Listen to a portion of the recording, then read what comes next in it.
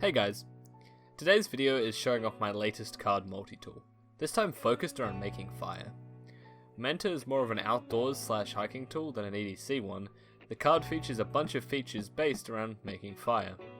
These include a knife, a striker for a ferro rod, a matchbox striker, a ferro rod, and a drawer for holding matches or fire starters. It is designed with these fire starters in mind. They are simple and easy to make, and I found them to be very effective. Each of the little sticks in this drawer will burn for a minute or two, can be easily lit with a ferro rod, and are more wind resistant than a standard match. To make these, simply take a jute twine and soak it in melted candle wax. The tray holds up to 9. Alternately, you could keep matches in the tray, or a combo of both. The ferro rod striker is the one that came with the ferro rod set that I use in all my projects. That and the knife are linked below. Apart from that, there isn't much more to say. The rest of this video is just me making a fire using this card. If you don't feel like watching that, thanks as always for watching. All the files are linked to download in the description.